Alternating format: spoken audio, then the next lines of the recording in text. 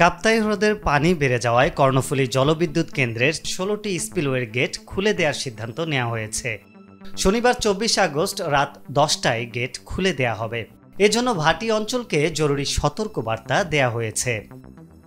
গত কয়েকদিনের ভারী বর্ষণ ও উজান থেকে নেমে আসা পাহাড়ি ঢলে রাঙামাটির কাপ্তাই হ্রদে পানি বেড়ে সর্বোচ্চ ধারণ ক্ষমতা বিপদসীমার কাছাকাছি এসে পৌঁছেছে। পানি বিপদসীমার কাছাকাছি পৌঁছানোর ফলে হ্রদ সংলগ্ন নিম্নাঞ্চল প্লাবিত হয়েছে। ইতোমধ্যে কাপ্তাই হ্রদের পানিতে হ্রদের নিম্নাঞ্চলের অনেক ঘরবাড়ি প্লাবিত হয়েছে বলে খবর পাওয়া গেছে।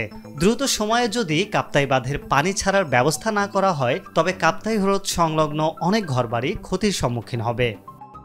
বাংলাদেশ বিদ্যুৎ উন্নয়ন বোর্ডের ম্যানেজার এটিএম আব্দুজ্জাহির জানান, কাপ্তাই হ্রদের পানি আজ দুপুর ২টা পর্যন্ত ১০৭.৬৩ ফুট মিন সি লেভেল।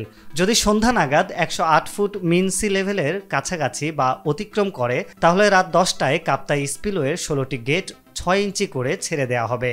সবাই সাবধানে থাকুন। আরিফ হক, মাই টিভি।